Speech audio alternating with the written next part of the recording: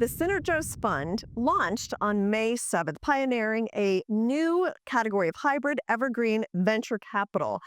They offer a risk managed approach for global institutional investors, endowments, family offices, and high net worth individuals. And it's led by managing and general partner Michelle Urban. So great to have you here. So Thanks for having give me a me. little bit more detail about exactly what your mission is with this Sure. fund. So the Synergos Fund seeks to emulate a proven investment strategy by the Synergos family office, which is by Rabbi and Yehuda Moskovitz brothers, entrepreneurs, third generation entrepreneurs. And what we wanted to do is create a fund that allows for access to deep tech companies, transformative companies that are solving persistent US and global challenges. So think of energy, think of agriculture, think of health, think of baseload energy requirements that our data centers, our AI companies, our tech companies are needing today.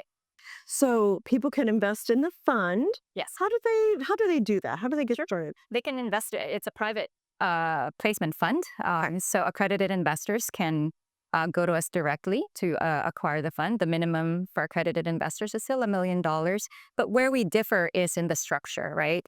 The two key things to remember is that we're investing in transformative companies, right, that are solving energy problems, and then for the structure of the fund, it's also quite critical because typically you will have a venture fund that is just focused on late stage or early stage. What we've done within our structure is to allow for investments across the cap table.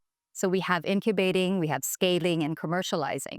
Okay. And this is why we coined the term a continuum fund. So we are a hybrid fund, but we're different in the sense that we're allowing for distributions as we exit some of these holdings that they come into because we'll have the late stage, the commercializing, right? But meanwhile, we're able to mobilize quantum of capital to these incubating companies. Think of nuclear, right? One of the gems of the portfolio is Curio, a company with an innovation stack in nuclear, recycling nuclear spent fuel, and building reactors. So we want to be able to invest in companies and build legacy, right? So we invest in durable companies. We spend a lot of time on our due diligence. Um, that rigor is required because we're responsible for our LPs' monies, and at the same time, we want to be able to provide access to more people because 32 years in the industry for me, and I only got into venture investing 5 years ago.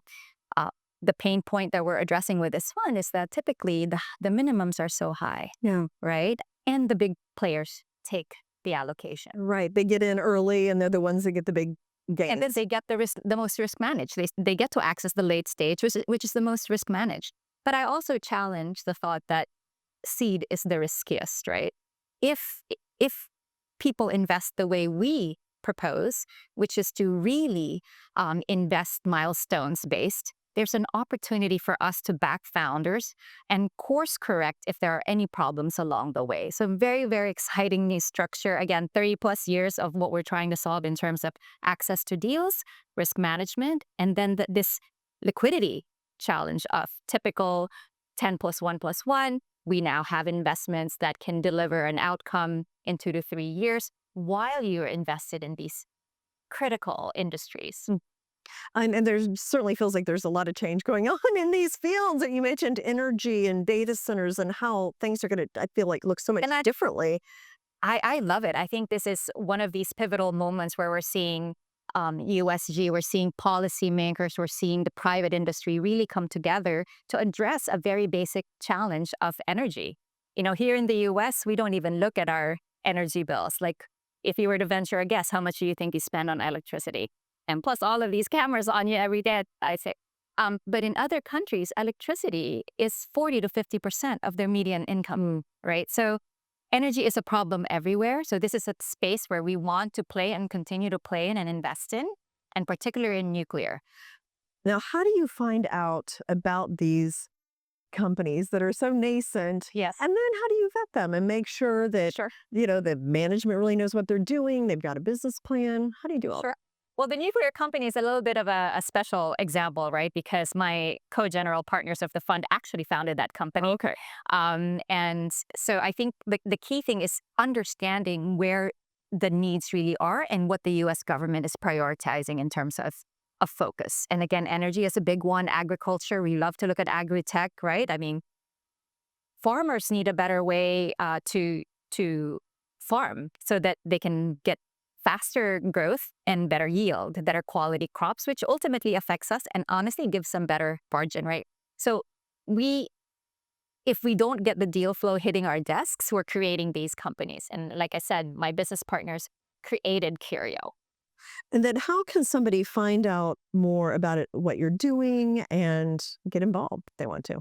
Yeah, I mean, check us out. We're synergosfund.com. We take direct investments. We do cater to institutions as well as individuals. The fund, I'm currently based in Washington, D.C., but often here in New York. I'm a transplant into D.C. from New York, but happy to meet with everyone. I'm always reachable. I like talking about the fund. I love talking about portfolio construction. Um, my drive really is to get more people invested in venture because this is really where we can make a difference, right? And risk managed, Yeah. right? Measured. And to your question on vetting these deals, we focus first and foremost on the founders because if the founders, it's the founders plus the technology. But even if you have a technology and the founder is not driven, is not gonna have Right. that You're not going grit, to go anywhere. it's not gonna go anywhere. Yeah. So the founder's the most important thing. And then you look at the problems that they're Absolutely. solving. Absolutely. Yeah. And I appreciate that there are many experts out there, but I can share with you that within our network, within my general partners, we're able to bring to our founders a bench of expert advisors to help them through their journey, right? Because we want our investors, we want our founders, and we want the heirs of our founders and the heirs of our investors to benefit from these companies that we're Yeah. investing in. Well, I think investors would be interested, and then also founders of companies would be interested Yep. in Yep. learning more about you. Reach out to me, reach out to us. You know, we're very open. I think for us to create a stronger world and strengthen our supply chains, we have to cross pollinate. We have to cross fertilize. Sometimes we see deals, individual deals, that actually make better sense with another deal that we're seeing. So together you have a better solution that is more marketable Yeah. and more impactful. Interesting. Michelle, thank you so much. Thanks. Yeah.